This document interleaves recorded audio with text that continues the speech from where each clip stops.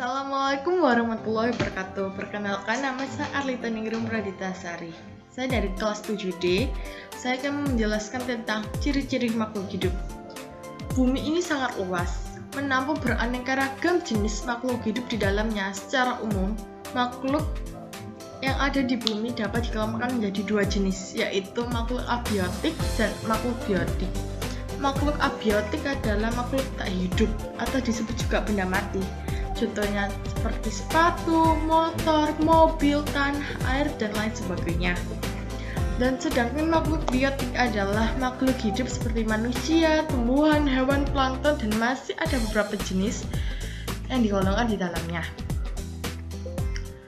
Dalam ilmu biologi, yang dapat disebut makhluk hidup atau organisme adalah semua individu yang memiliki ciri-ciri kehidupan. Ciri-ciri kehidupan dari suatu makhluk antara lain adalah bernafas, bergerak, peka terhadap rangsangan, menentukan makanan, tumbuh dan berkembang, dapat bereproduksi, ekskresi, serta mampu untuk beradaptasi dengan tempat tinggalnya. Ciri-ciri makhluk hidup yaitu yang pertama adalah dapat bernafas. Pernafasan atau sistem respirasi adalah sistem biologis yang terdiri dari organ dan struktur-struktur lain yang digunakan untuk pertukaran gas. Pertukaran gas tersebut berupa penarikan oksigen dan pembuangan karbon dioksida dari dalam tubuh makhluk hidup. Yaitu dua, dapat bergerak. Makhluk hidup dapat bergerak berdasarkan posisinya. Pergerakan makhluk hidup ada yang aktif dan pasif. Kemudian sistem gerak makhluk hidup memiliki alat yang berbeda tergantung tempat hidup dan evolusinya. 3. Peka terhadap rangsangan. Kemampuan merasakan rangsangan atau iritabilitas adalah ciri makhluk hidup. Rangsangan bentuknya bisa berupa suara, gelombang, cahaya, sentuhan fisik, aroma, dan suhu. Yaitu 4. Memerlukan makanan. Dalam bertahan hidup, semua makhluk hidup memerlukan asupan energi dan nutrisi dalam tubuhnya. Asupan energi dan nutrisi terkumpul dalam makanan. Misalnya pada tumbuhan memerlukan air dan unsur hara sebagai bahan untuk proses fotosintesis. Kemudian pada hewan, berdasarkan jenis makanan terbagi atas karnivora, herbivora, dan omnivora. Karnivora adalah pemakan daging, herbivora pemakan tumbuhan, dan omnivora pemakan segala. Contohnya harimau, buaya, serigala adalah karnivora.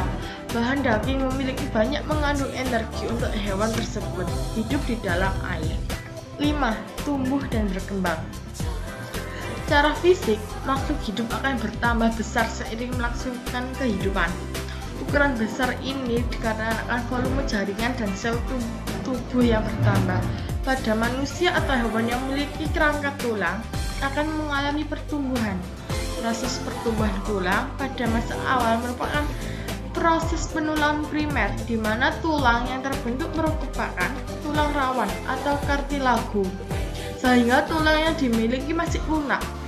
Pada bagian tengah tulang terdapat banyak osteosis atau sel tulang yang akan tumbuh sehingga membentuk tulang sejati. Dengan demikian makhluk hidup melakukan pertumbuhan. 6. Dapat bereproduksi. Makhluk hidup melakukan reproduksi untuk meneruskan generasinya. Proses reproduksi pun berbeda cara, ada yang secara seksual atau aksesual. Secara seksual membutuhkan waktu yang relatif lama karena memerlukan perkembangan alat reproduksi dan proses pencarian pasangan. Kemudian secara aksesual hanya membutuhkan satu individu, namun minim membawa variasi genetika. Pada hewan, proses aksesual misalnya membelah diri oleh protozoa bertunas seperti hydra. Berikutnya proses seksual contohnya monyet yang melahirkan ikan yang bertelur. Pada tumbuhan, reproduksi vegetatif seperti umbi-umbian dan generatif yang dilakukan oleh tumbuhan yang mempunyai bunga dan buah.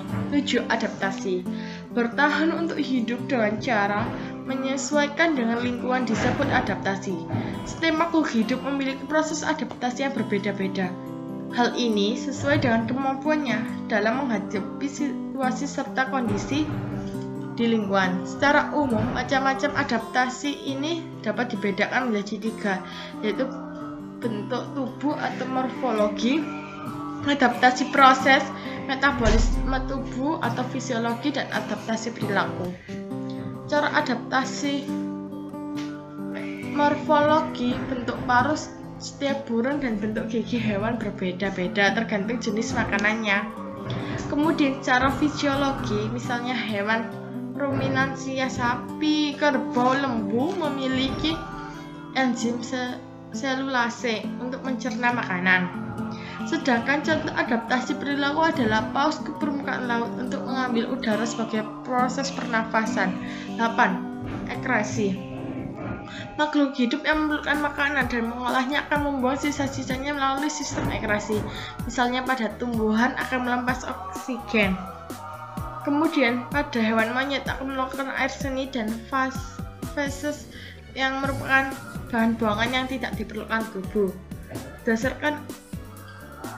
Berdasarkan uraian di atas, terdapat 8 ciri-ciri makhluk hidup. Dengan demikian, kita semakin banyak mendapatkan pengetahuan tentang ciri-ciri makhluk hidup dalam pelajari di alam sekitar. Terima kasih penjelasan dari saya.